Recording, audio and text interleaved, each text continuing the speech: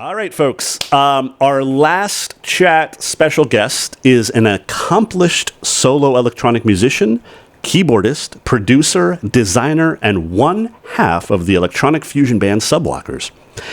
You may have seen him throughout Twitch space improvising in any number of electronic music genres, or being the shrimp daddy of the Golden Shrimp Guild, as well as bringing his live improvised grooves to numerous live performances. A lifetime fan of electronica, he's been a passionate advocate for the possibilities of a live electronic music performance since the end of World War II. Besides music and design, he's also an accomplished chef, having received a Michelin recommendation for his Stomppot restaurant, Poté, which elevated the Dutch national dish to the international stage, and his new cookbook, Confessions of a Shrimp Daddy, Seafood and Poffertjes for the Whole Family, is available wherever books are sold. Let us all give a warm welcome to Actitect to the stream. Hey! Hey, hey! Hey! Did you see my new? Oh, that is really cool. Your throne. You have a golden throne. Golden shrimp throne. There it is. Golden shrimp stool. Wait, that could be something different. Oh man, that's high. That is awfully high. So this is Actitect's goatee, and there we go. I hope I didn't butcher the Dutch too much there. No problem. You look funny. You crazy. Comparison. We'll do the people, Dutch people, very similar people. We have many people. How you doing, man? Thank you for doing this. I appreciate you. Well, thanks for having me. Oh, it's my pleasure. So what? Okay, what time is it there now for you? Oh, it's 11 p.m. as you call it. Okay, not too bad. How often are you at the? Acties used to be that high, though, Mr. X says. So, yeah, that's great. Thanks for that, Mr. X. Uh-oh, something just froze. Oh, there we go. So, like, you're at your studio normally, right? And you're at the music studio. Are you there on, like, practicing, setting stuff up on your non-streaming days as well? Sometimes, yeah. Yeah, I go here 3 times a week. Okay. Usually 8 p.m. till 3 a.m. And sometimes I stream, sometimes I don't. Sometimes I just work on the setup, or sometimes I don't even do music stuff, but just GSG stuff. I was going to say, your design work that you do as well, is that based out of the same location, or do you do that? No, Okay. usually I do my design stuff from my home office. Oh, okay. But sometimes also here. Sometimes when I need some focus, not having the kid around and stuff like that, I sometimes set myself up in the cantina of this building. Nice. That's very cool. All right, so I have 1,000, well, not 1,000 questions, but I have many questions. And we'll see where it takes us as well. Hey, Deadbox, good to see you. Welcome in.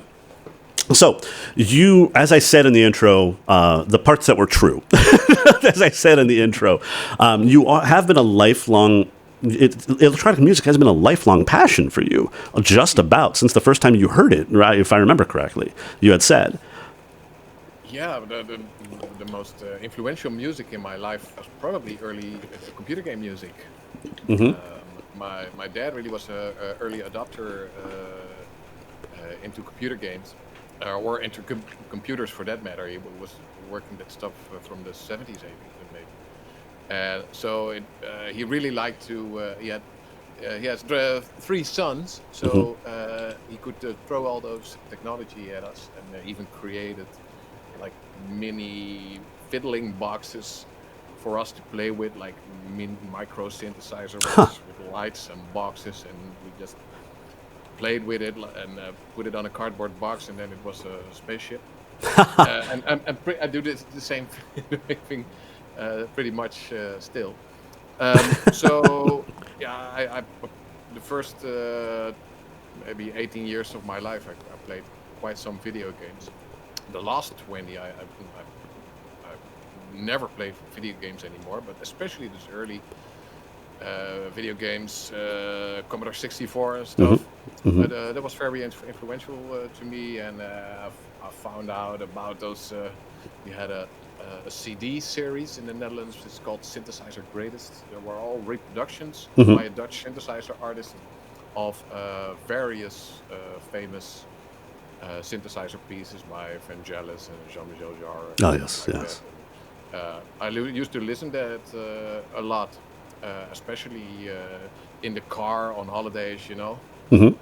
on the Walkman. Um, and as soon as I was old enough to visit raves and festivals and stuff, I went to a lot of those. Like there were periods where like twice a weekend was no exception. That's And interesting. yeah, there was such a great electronic music event and festival scene in the Netherlands in the 90s, Hmm. and also in Germany. And I traveled all over Europe just to party, basically.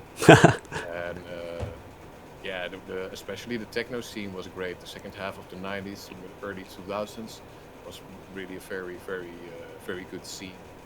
Also, still pre-smartphone, Oh, of course. Uh, s- Yeah.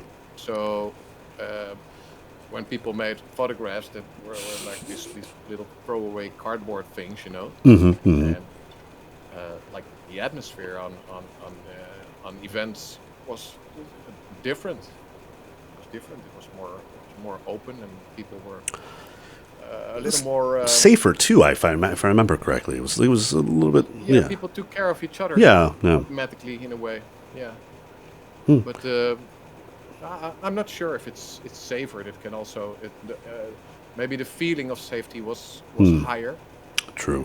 but it's more like a freedom thing. Hmm. Hmm. Like people really, yeah, they really went for it Yeah. when Yeah. it was out, and You said people you're still. three boys. You're three brothers. Yes, yes. I'm the youngest of three brothers. Are all of the brothers musical as well? Well, my older brother, 5 year older brother, he's not that a super musical as that he played an instrument or anything, but Hmm. he was also very into technology and also music technology. So when he was like 16 or 17 years old, yeah, he created, and it was the early days of the hardcore gabber period in the Netherlands. Gabber keeps coming Uh, up in the chat. It keeps coming up in streams lately. Everyone's been all about Gabber. So. uh, which was a very very interesting period in the Netherlands, because in the Netherlands it was just, it took over the entire country, but everything was gabber and hardcore, as they called it. But my brother, when he was 16, 17 years old, he partied a little in the area, and also the gabber stuff was getting big. And one day he sampled a hardcore radio host from a hardcore pirate radio broadcast, and he used this sample, and he created a hardcore track with it. And one day he went to the stage with like a cassette, like, "Look, I Hmm. made this stuff," and the guy actually played it, and they released it, and it became a big regional anthem of in the hardcore scene. And so he had some years where he toured with some pretty influential Dutch hardcore producers, Interesting. DJs. And I was like 11, 12 at the time, so I saw that happening. And but I was more like, I played piano and stuff, so I Sure. already started making music on the computer uh, back then. And I never stopped, actually. That's And really cool. So let's dive into that a little bit. This is very interesting to me. So your entire vibe. I've read a couple things, a couple times that you've been interviewed and you've spoken to stuff people. I've hunted down what I could on the internet, and your entire vibe is bringing this musician's live performance sensibility to the electronic dance music world. And that seems kind of like a life's mission for you in many ways, that you've been chasing that for all the time that you've been making music. And I find that very fascinating, because how often do you go into a set, either streaming or a live performance, and have a plan? Or do you just improvise it entirely? well, you could call it entirely improvising. Sometimes there's some idea to use a certain kind of sample or something, but I cannot just turn the devices on and start press start stream and start creating music, I want to touch every single sound source in the studio to first of all see if it's working, and second of all create some interesting patch with it or whatever. Create a starting point with every piece of gear that I plan on using. And usually takes me about half an hour to do so. So I create a starting point in a certain vibe, especially when doing something like GSG Club, when I want to do a techno set or something. Especially with techno, you really have to get that low end and your kick drum and the rumble in the low. You really have to get that right to for it to work. You really need the groove. That's the hard part of doing techno, because it really has to groove, and it requires a lot of adjusting the lengths of the kick drum and the hi-hats and setting up the side chain and stuff like that. But after a while, you get pretty handy and with stuff like that. So yeah, what I do, I create a starting point, which when I think like this is a good starting point, then I press the start stream and record buttons everywhere, and I just play. And that's what I always aimed at doing, because I don't like playing the same thing twice. I don't like doing the same thing twice, for that matter. I tried it. I tried playing in bands and stuff, and I like rehearsing and playing shows, and it's just not my thing to play the same track at the same time. For me, streaming is creation, and it's a recording session, or it's an idea session, and sometimes I think like, well, maybe I should try to work towards some more planned stuff. I've done so. I've released some tracks, but it's also I'm maybe too much of a perfectionist for that. I remember working on tracks for over 100 hours, just listening to it over and over again and finding everything that's and that's just something I tend to do. So this is also the answer, for me, because I don't have the time to make everything perfect. Yeah. I hear you on that. The only thing I've released since I launched the third generation of Luquado is Love, that single, not what I just played on the stream, like the one that's on Spotify. And that was because it had 96 tracks, 100 tracks to get all the effects, all the vocal effects that I had on it. And so that was, 100 plus hours of editing and just getting the reverbs just right and getting everything, the blending just right. So yeah, it is. I hear you that if you want to do something that's going to be very unique and cool, it's very, very time consuming. So there is the allure of the live music performance is a lot of fun. We have Mitchell says we have both sides of this covered now in the chat, which I also do agree with. I was watching you and Mitchell talking, and there is absolutely something to be said for planned stuff. It's also great, and I'm trying to. It's also you were talking about like a live mission of this stuff. I'm also there is still something missing. I really want to figure out an efficient workflow to use all my recordings that I also did online while streaming, and find ways of turning those into more planned stuff, or maybe I will remix my old recordings live on stream or do something on top of that. So I want to figure something out that's like the best of both. But I'm still working on it. That's indeed part of the live mission stuff. It does. We're pioneering here, We are really, like, one thing that Mitchell brought up that was interesting was the idea of revisiting a song but not necessarily doing it the same way. It's kind of like covering yourself in some ways. So every time you do it, it's a little bit different. It's more than a little bit different, and that's something I try to do Where if I don't remember necessarily how I put a song together the first time I improvised it because it was improvised. I just remember some of the lyrics and some of the melody.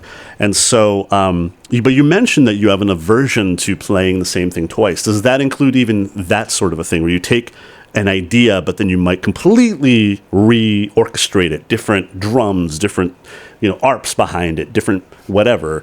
Or does that even still fall under the never do the same thing twice umbrella for you? Almost.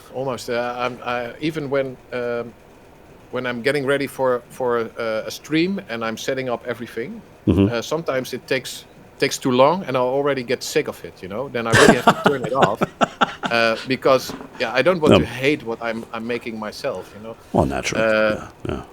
so I don't know, and it also got worse over the years. Something. You Like think this, so? Yeah, I think so. By the way, SynthLab suggested that you make loop packs and sell them on Slice. Oh, Or Splice, I'd probably. rather have AI do that for me. That seems like Oh, there, have the AI do it for you? Yeah. yeah. We're going to be talking about AI in a little bit. We'll chat about AI because you've had some interesting conversations that I've been creeping on when in Discord about that stuff. So no, that's interesting that you're always continually moving forward, continually looking to the new and all of that. And it seems like you found a very kindred spirit with your drummer in Subwalkers, as well as the the violinist, who's Eba. Eva. Yeah, very kindred spirits in that regard too. That they're open to improvising, and especially Absolutely. a violinist like that. That's not normally somebody that is open to electronic music improvisation. That's really cool. Yeah, she's pretty unique in that way. Absolutely. Yeah, and that's how she performs most of the time. And she does a lot of different kind of projects. She also works with a very big, where we're talking about Gerber Hardcore, with a pretty big Frenchcore producer act, where she works with Peacock, Dr. Peacock. And she does things with blues musicians, with folk musicians, with classical musicians, everything. And that's kind of her thing. So yeah, she's great. It's always improvised. Yeah. So it's a whole culture of improvisation. Maybe. The other thing that you and I had talked about before, and you've talked openly with a lot of people about, is how we're at the very, very beginning stages of live music streaming, live music performance, and how can we take the medium further? And you've been streaming at this point for quite some time. So some of us are very new to it. You've been doing it for quite some time, but having an eye on how we can elevate it as an art form. If you could jump ahead to the future, if you could wave a magic wand and take a time machine to the future where we have arrived at something that you would say, you know what, we got there, we did it as a group of live streaming musicians, what would your future look like? Well, I think about that stuff a lot, of course, and actually, my streams, my first streams were a lot more experimental than they are now. I used to like live remix other streamers on stream and do all kinds of weird stuff, like with menus to remix classics and stuff like that. But I think looking at the future, well, what we are doing now, the stream together thing, and that way I can appear as a guest on your stream. Um, if you imagine taking that to a bigger level or a higher level, you also have mods like working together with us on this stream.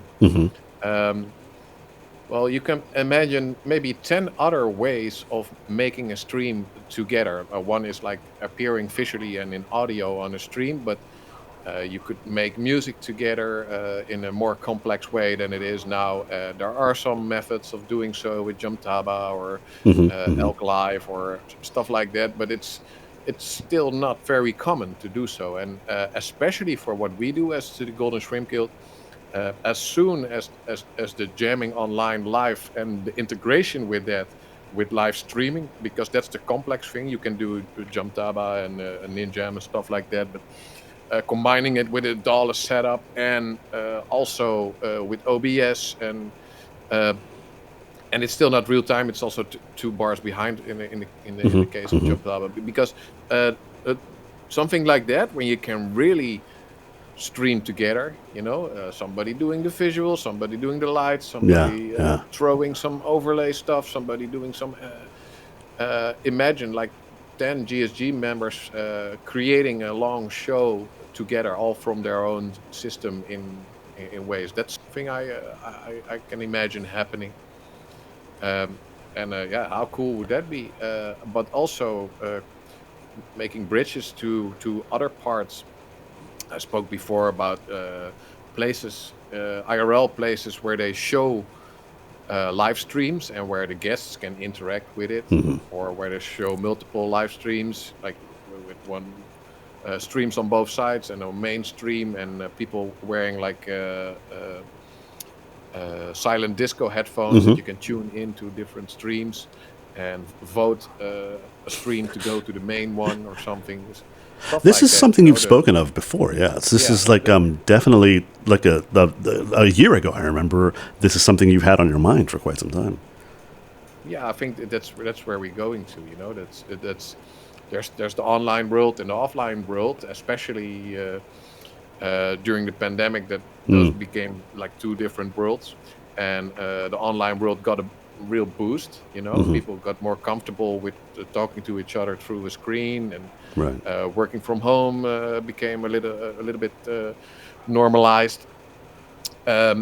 But with stuff like AR and VR and AI and all that kind of stuff, I think the boundaries between those two between those worlds will fade. Also, the boundaries between humans and the machine will also fade. We already are using some weird hybrid of software, hardware, humans. And we know Total Robin is partially robotic now. We talked about that earlier. Yeah, that's part of the hips is just completely hips? completely like it's partially robotic. Yeah, absolutely. No, you're right. You're right about that. SynthLab is talking about latency being the enemy because it's physics. Eventually, when it comes to trying to communicate across the planet, no matter what, there's a speed of light is a speed of light. We can't really break that law, no matter how fast our internet connection gets. But there's actually, I think, a solution to being able to jam together in almost real time that is an approach that's very different than approaches that have been taken in terms of the software that I thought about a lot when the pandemic first started, and I haven't had time to work on it to code it because it's some stuff, but that I think could actually help alleviate that, and that's going to be the challenge. But even if it's not Acti, to your point, even if it's not 10 shrimpies or the equivalent thereabouts, jamming together virtually, even still, the possibilities for shows that are broadcast I think we're just at the very beginning of that. And I'm not sure if that's going to be Twitch or some other platform or what, but we're getting there now. To Robin's point, one example. The same thing is some sports like Formula One, or maybe or soccer, or maybe also some American sports are the best experience you can have is watching them from your couch at home on a big screen TV, holding an iPad with some statistics. Right. That's for some sports that is like probably the best experience, better than being there. We are there at that point in some sports. Who says we are not going to get on that point with music experience? And especially if you think of some things, in some cases, I already think we're there. Especially with like improvised modular stuff. When somebody is sound designing, for instance, on stream, that's also all kinds. That would be pretty much horrible to watch in a big venue. Somebody just sound designing like noise for 8 hours. That's for 8 hours. Yeah. It's super interesting when you can watch it in a stream and talk with chat about it and talk with the artist about it, then it becomes something super cool. But yeah, you cannot imagine like 200 people like silently watching somebody trying some drones. I mean, I can That was imagine so it. cool. I can I definitely can, yeah, but I can imagine how that would be, but I don't know that I would necessarily enjoy the experience sitting in an auditorium, just sitting there.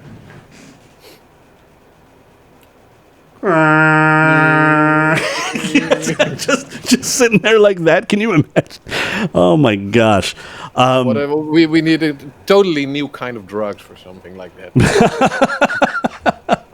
Or we need to rediscover the old ways. No, but it was interesting, like 'cause Robin mentioned live experiences that are more immersive. In other words, having live shows do what only live shows can do, and having other shows do what other shows can do. In other words, kind of finding the strengths of each of the platforms. It's kind of like looking at live performance as another platform, as opposed to something distinct and separate from streaming performances. It's just another form. It's just another format. That's it.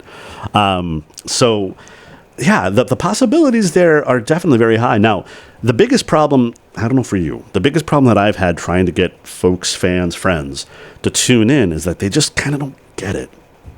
And that's the trickiest problem I've had personally. That it's overwhelming, or I try to dial down my graphics so it's not too crazy, but still, like, people have a hard time getting into the stream if they're not used to communicating virtually. What thoughts on that? Yeah, and it's also not everybody is comfortable with like watching entertainment either on their phone or behind a desktop or a tablet computer. I personally love watching streams on my couch on a projector. I love it with a headphone on. In the middle of the night, I watch streams on a big ass projection on the wall, and chat on a mobile or a tablet. Nice. So you can have really full screen experience, and that's a great experience. But people don't try that or don't. Or they don't have a projector. And what's the exact size of that projector? You said, I believe it was big ass, was the exact measurement you said? Big ass? That's projectors, it can get you a really big screen. Yeah. You don't. Yeah, absolutely.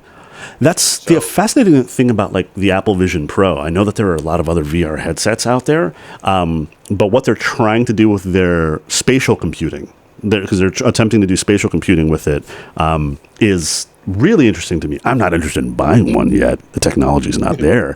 But I find that as a potentially very fascinating thing to have, to actually put you in a physical space while you're in a virtual space, if that makes sense. Yeah, I've seen that. And that there's also something there, Since a couple of months, I have a VR headset. And to be honest, I cannot find a lot of time to actually play with it. But it really is, especially the new generation ones, it really is something.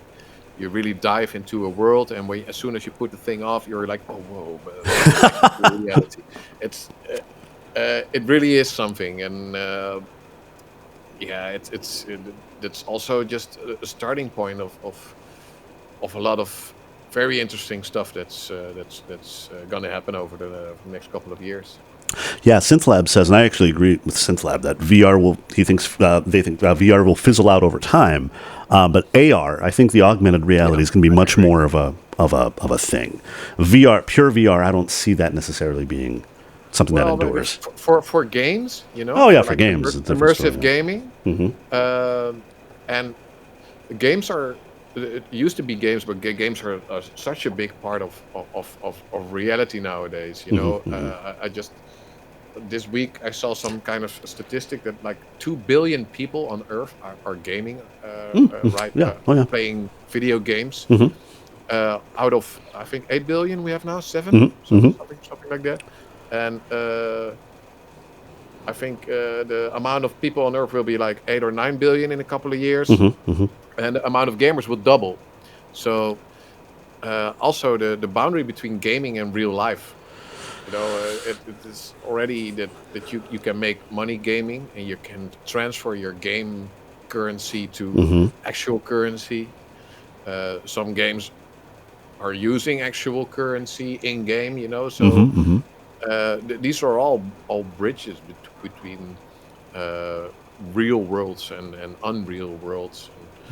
And so yeah, It's I it's like. it's really interesting. I don't know if Azarius is still in the chat. Scott, who I've known since we were 9 years old, but I remember with him and I talking 25 years ago when we were teenagers, 30 years ago almost. Hey, Scott, do you know where I'm going with it, Scott?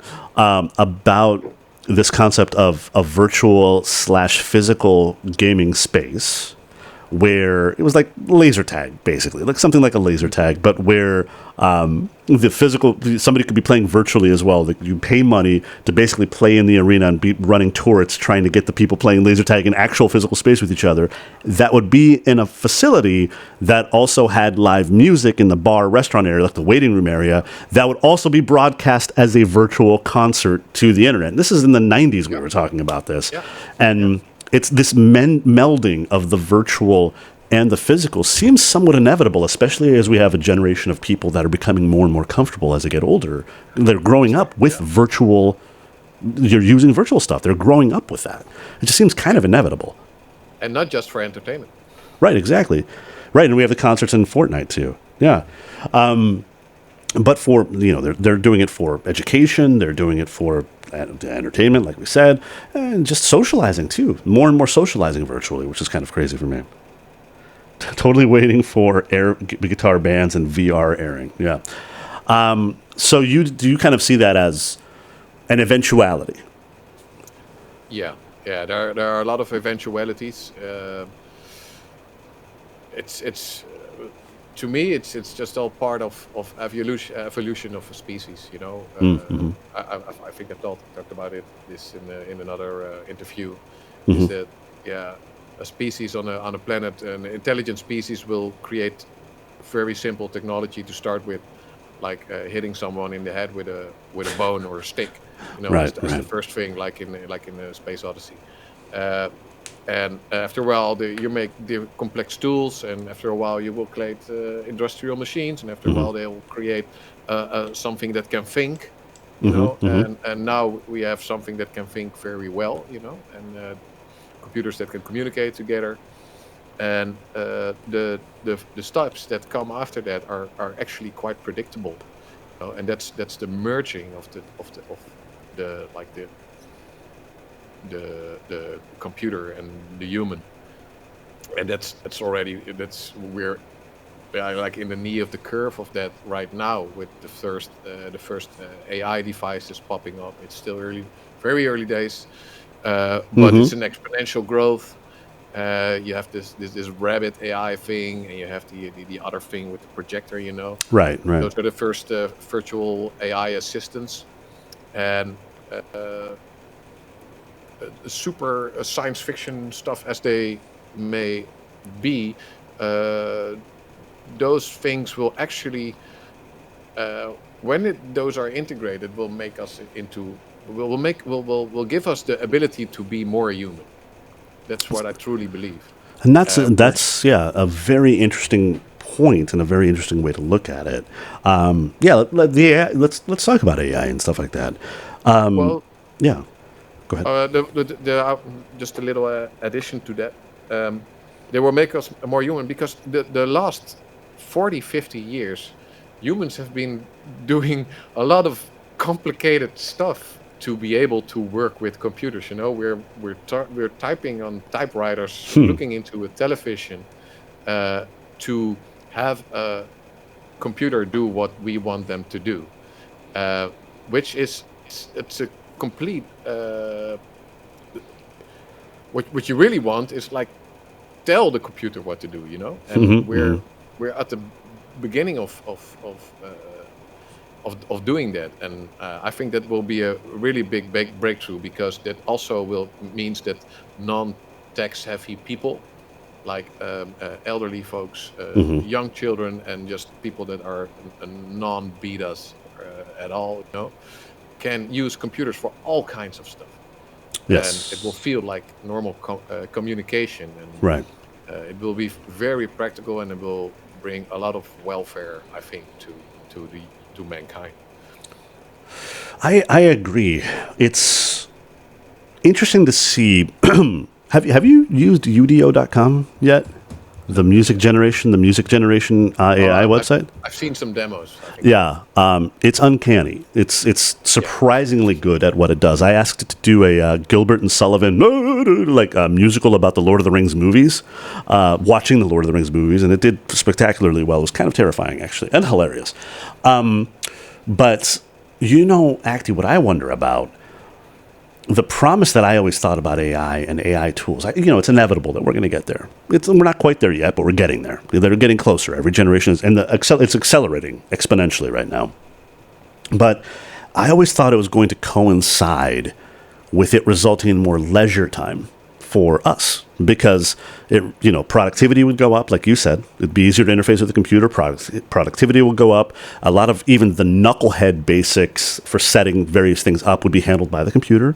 Even if you wanted a human to finish it off, like a lot of the grunt work, the busy work, could be done by the computer. Could be done by AI, which would result in us having a bit of a period like the Renaissance, where we'd be more free to chase to chase artistic endeavors or whatever other endeavors we might want to do. And I'm concerned that that's not going to happen. Yeah, and the weird thing is, what's the first thing that really got big and in the news with AI is like, look, AI can replace artists. Yeah, exactly.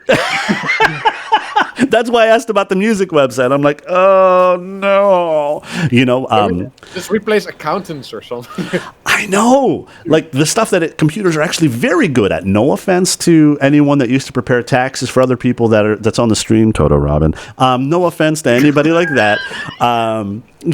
But let's face it, computers are very good at numbers. But instead, you're right. They're going after pornography and artists. That's what they're kind of going after, and it's just. Yeah. Every new thing goes after pornography. Well, pornography has been the driver of technology since technology existed.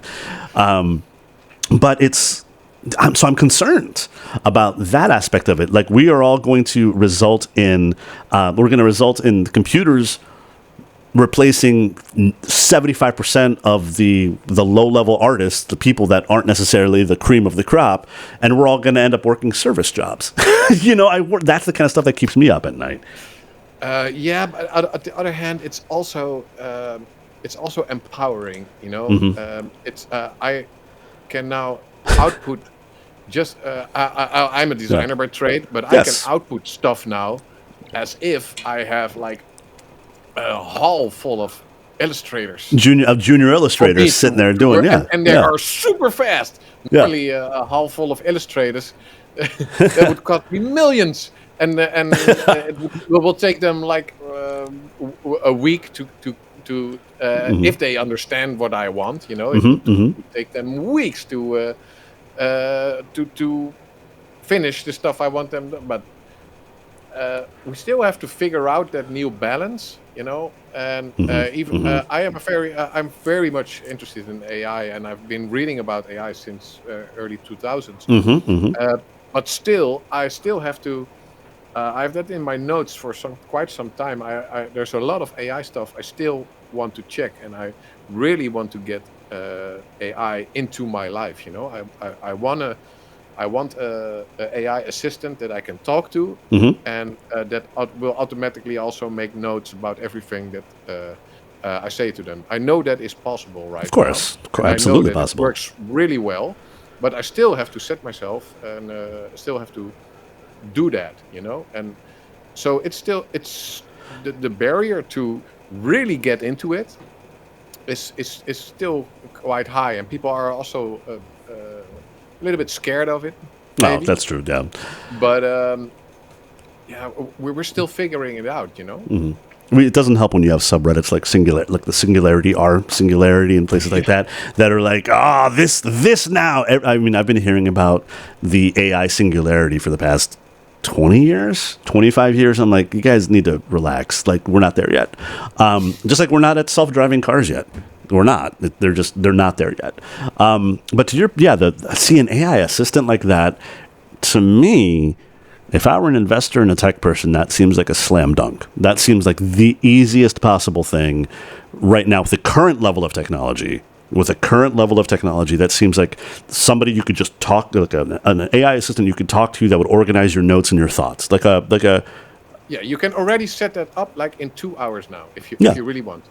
and make it make You have it so like that the barrier to entry is even easier than that. That literally your mother goes and signs up with a credit card and just can immediately start using it. That seems like a slam dunk product to me. But yeah, and especially when those AIs like my AI can talk to your AI, and I can just that's that's going to be also very interesting when you say, well, let's make an appointment with Luquado. I tell to my AI, and they will contact your AI, and your AI will say, hey, Luquado, let's do that, and they hold your calendar. And, that was that was the exact product I wanted to build back in 2009. It was a startup that I wanted to do called Nobsy, no busy, no comma busy, Nobsy for short. That was going to be AI-based plain English scheduling, where it would negotiate on your behalf and email all the people you wanted to meet with. It would handle finding the best time, and then create it on your calendar, and coordinate your schedule with everybody. I never got funding for it, and I was doing another startup, so I never built it. But here we are, 15 years later, and that's the prime example of something we could use AI for. Yeah, and that's going to be and it's going to be. It's going to be hard at first, but now it's totally possible, and it's going to be super normal in 10 years, something like that. I think about my email. You're a designer. You work with you freelance, right? You work with a lot of clients. Yeah. I'm a consultant and a tech guy, and I work with a lot of clients. I freelance.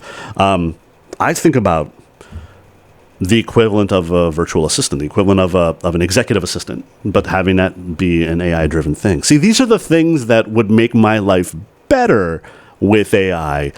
I don't really care if the AI like Udio.com can do an entire song from a prompt. I don't care if it can do that.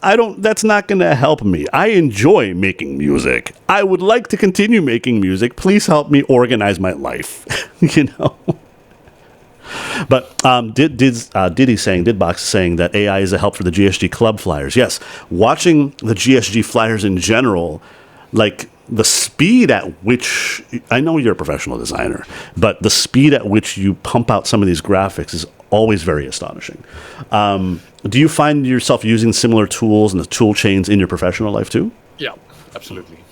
Yeah, I can now create a poster, an event poster for professional clients. I can create it in a fraction of the time, and if it's not good, I will not get mad.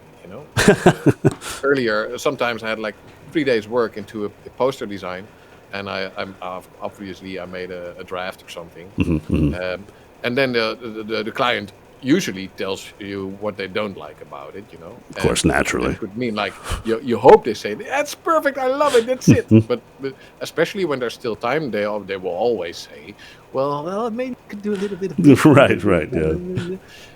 And now it's I don't know what I don't like about it. I just don't like it that much. I don't know what I don't know what it is. It's just not my favorite. Like you get that kind of a thing too. Oh my gosh. Snap.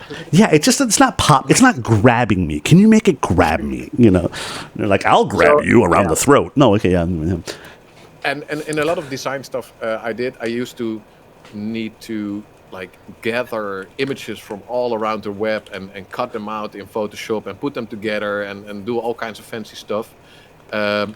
And that was a very time-consuming process.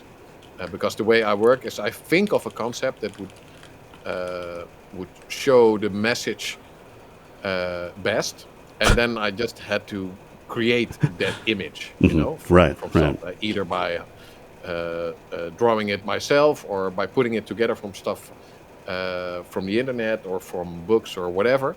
But now you can just imagine it in an AI creator, and I usually put like 10 or 15 different AI prompts, or sometimes even different AI creation tools together, and cut some stuff out, and it's also very much integrated into Photoshop and Illustrator as well. One of my favorite functions is that if you have a picture in Photoshop, you can just like extend the image, Oh, I just use say that quite a generate bit. in Yeah, yeah, small, yeah. and it will just fill it with whatever you tell it to fill it with, or just extend Hmm. the something like that is. I've been waiting for that like since I used Photoshop. The worst thing is finding a graphic and know that it's just a little bit too short. Then Right, you have to right. use like the smudge tool to like Yeah, or will the always be clone ugly. Yeah, stamp. yeah. Yeah, yeah, Clone yeah, stamp. yeah. Yeah, It will never be really good. yeah. So stuff like that is brilliant and Right. enables you to do a lot more stuff on your own. Um, and it will also, like for instance, events like GSG Club and GSD MDLR Monday. Hmm. I can now create a lot of images and do a lot of stuff in about an hour.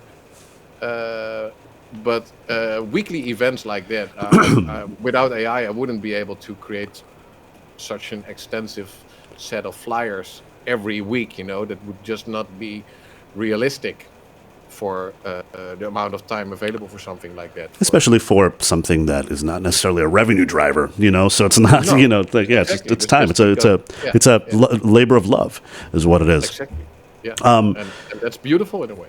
yeah, it's been interesting watching, continuing on the AI, but also on the music tip. A long time ago, one of the things, okay, my old startup, my music streaming and download startup, our clients, we had, DMX Music, who was merged with Muzak. They do the in-store, in-restaurant music all over the world. Like 75% of the restaurants or places that don't just have a Spotify subscription use this service to play their incidental music, like in the shops and stuff like that. But I found it interesting that so many of these libraries that do that sort of thing now are moving to AI generated music Mm. because it's cheaper from a licensing standpoint for them. And on the one hand, I think about that because I don't know about you, but it was never necessarily my dream to make music for coffee shop backgrounds, like that would just be playing in the background with that kind of stuff. That was never really what I dreamt of doing with my music career. But talking to Dan earlier today, Dan Tremblay, Dan's doing a lot of work on sync placement, like trying to get his stuff in film and TV. And it's interesting to see the tools being used to just flood these libraries with music. And it brings us back to, I guess, like the eternal question. Are we going to end up replacing our artists entirely? Or are we going to free us up for more artistic pursuits? That was, you joked at the top. You said, now it's doing the artistic stuff first. But I do wonder about that. With you working so much in it, do you have any thoughts? You mean about like functional music Yeah, a and the role? functional music. Let's call it that. That's a good way to describe it. Excuse me. Um, well, Stuff I that don't stuff really that is kind have. of already not what Dan does. What Dan does is really cool. Like this in the library music that's already kind of bereft of humanity.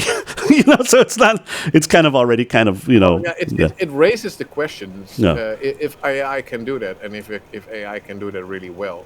It's of course not AI that actually creates that. It's like a collaboration of all the Mm. humans that came before that AI that the AI learned from, and it uses all that input to create something. So it's actually created by a lot of humans all together, but Oh, we did funneled Box's point as well funneled previously. Yeah.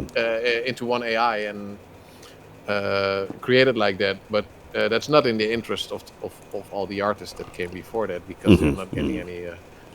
They can't pay the rent. I know, right? You can't pay your They rent with made that. Absolutely. no.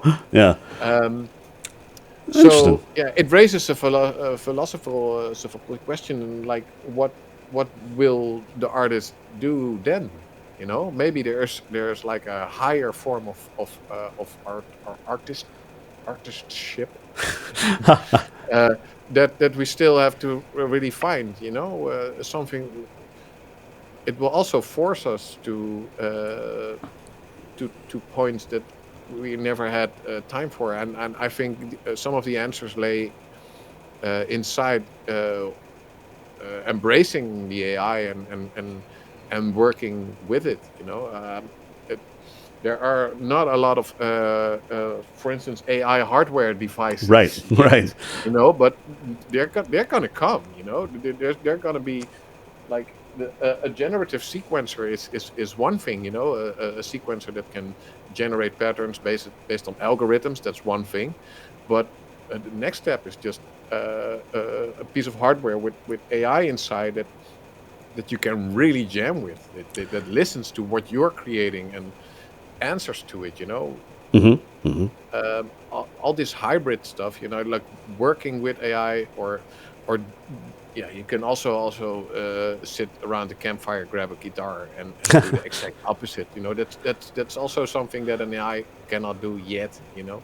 Like go into the woods with a tambourine and a I guitar. mean, I hope not. Then we'd have a problem with the robot. Then we'd have to worry about the robot uprising at that point in time. But now I would hope that they can't drag humans into the forest. But yes, would you be interested in that? If that such a device were available today, would you be interested in Yeah, that? absolutely. Yeah, instant buy for me. Yes, an AI sequencer. Yeah. Or like, yeah, why not? Yeah, Yeah. it's Interesting. This turned into a major conversation. The back half of this all about AI. I wasn't intending that at all, yeah, but it's interesting. It's interesting probably stuff. my bad. No, it's probably mine too. I mean, I am interested in this stuff. But yes, so I think the other thing to bear in mind, you've been a live performer. So many people in the chat have performed live as well. You've been in bands. You've also solo performed a lot. You know the feeling of connection with your audience, either virtually or live. You know how special that is when you can feel that energy, when people are connecting. And that is never something that we ever have to worry about a computer taking away from us. Like that sort of resonance together of that vibe, whatever is a non-scientific thing. I cannot quantify it. I know it exists. It doesn't make sense to me because I have a very scientific mind, but we have all felt that as live performers. So that's going to be one thing that we will always have. So to your point, working alongside the tools and helping them supplement what you're doing is a fascinating approach to do. Like that would be a really interesting thing. Yeah, and enabling yourself to do stuff you wouldn't be able to do without Right. them. Right. They're just it's all new paths to discover. So I haven't talked about GSG pretty much at all, almost our entire conversation. Partially because this has been absolutely fascinating. But GSG, for those of you, thanks, Fee. Fee was on point with the thing. I think everyone here knows what the Golden Shrimp Guild is, but in case you don't, it's a group of really awesome people that are in their own way electronic music adjacent. Some are very synth heavy, some are very DAW heavy, like doing stuff on the computer instead of on hardware synthesizers. Some are a mixture of both, and it's an incredibly supportive global community of lovers of synthesizers and electronic music. So Actitect is a great example of this. Can you give us the overhead view of the studio? Do you have that camera angle handy? Yeah, I have some. I have this is like the Yeah. The top section, and there's a whole other there you go. Yeah, there. Take a look at that. So, yeah, that's something else. And if you look, all of these are built into, you were talking about this in Discord, all of these are built into these flight cases. They're all built into custom cases to hide the cables. Yeah, exactly. To make them organized, to make it easier to find stuff, compared to the mess that I showed earlier on my stream today, which is a disaster in here right now. So this is an amazing collection that you've been assembling over the years. If you had your 3 desert island devices, what would they be? If you were stuck on a desert island, locking yourself there maybe to just improvise, and you only could take 3, what would they be? Do they have to be in my setup at the moment, or do I have like an unlimited budget to get anything? How about both? We do the one that you have right now and the one, a power station, Janice says. Let's assume that you have unlimited electricity. How's that? And a kitchen and that kind of stuff. But yes, let's start with your 3 that you have now and then your 3 dream desert island synthesizers or devices. Hey, Kid Yeah, Patroclo, good to see you. it kind of depends on the question. If someone was like, you have to grab something now. We're going to a desert island, and you have to stay there for 15 years. I would probably grab at this point. I would probably grab the Hydra synth because I Uh-huh. still because I think there's a lot to discover in it, and it can do a lot, and it plays nice. Um, I wouldn't take the North Stage because it's just too heavy. I would have.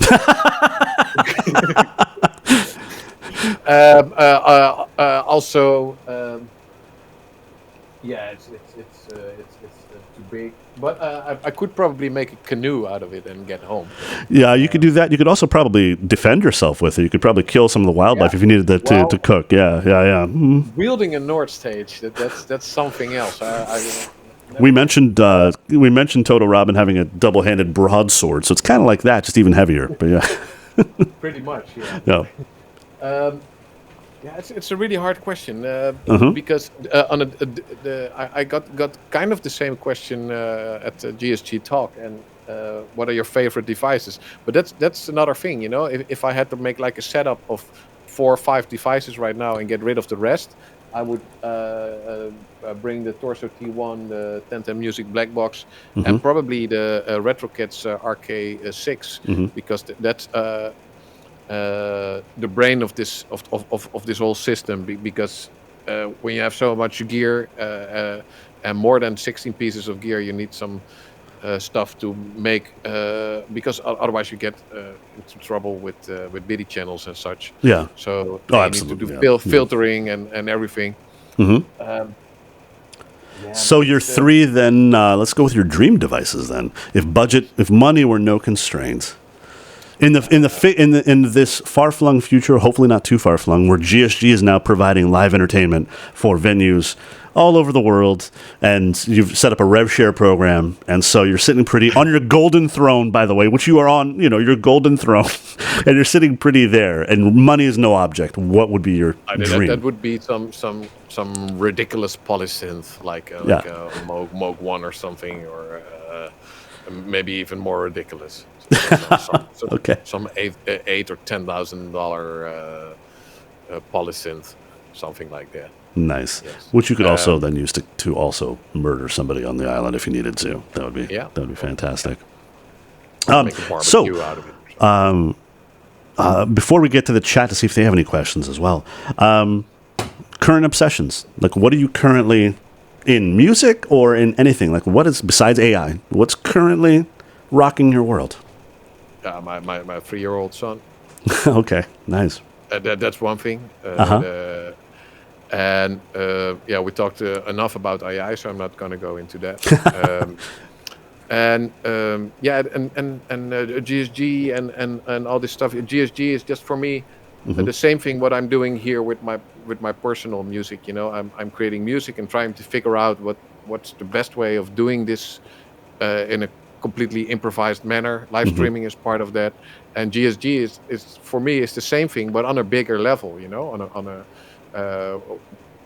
it's also trying to discover what live electronic music entertainment streamed to the internet or interactive entertainment, all that stuff, what can that be? And GSG for me is a vehicle for figuring that out. And it's for me it's great that so many people are see that and are interested in being part of it. That really gives me purpose. You know, I've been thinking about this kind of stuff for a really long time, and I remember the first day when I found out about the Golden Shrimp Guild. It was like yes, it's like this is what I was talking about. This is it's more like I already had the calling, and I already was doing stuff like that with my symbiotic sessions concept and Yes. and other stuff. But when I found it on Twitch, especially during the early pandemic, it was like, okay, this is gonna be so big part of my life, and yeah, Nice. it's what's top of my mind most of the time, GSG stuff. Okay. And I'm always thinking, what will the next, what should the next move be for GSG, or what should we what should we focus on? What should be the next area we should look into? All that kind of stuff. Okay. I'm going to steal something from a television program that we had here in the United States that I loved so very much, and ask you a few quick questions. Okay. This is how. What is your favorite word? My favorite word? Yes, your favorite word. Yes. What is your least favorite word? Sure. What, not necessarily sexually, what turns you on?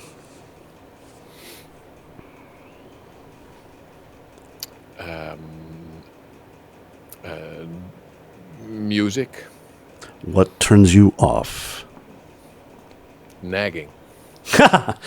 What sound or noise do you love?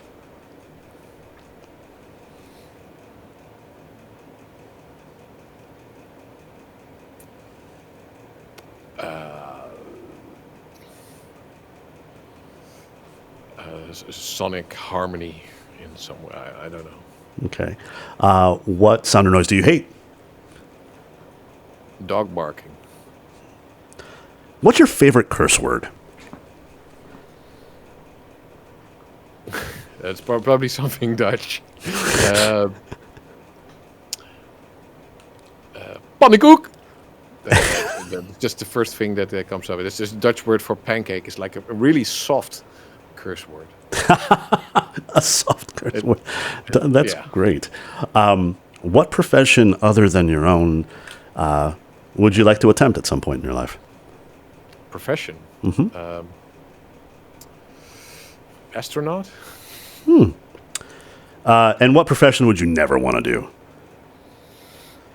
do? Surgeon? And the last one that I've got here, if heaven does exist, what would you want some god to say to you when you arrive there? What questions, man? The entity. Okay. You did well. Nice. I think you're. I wish I would have asked these questions to everybody else too, because I think but I think everyone I've talked to today is all well on their own path to having done well. So we had one question come in from the crowd, and then we'll call it. Would you rather fight 100 small synth-sized ducks or one giant synth duck?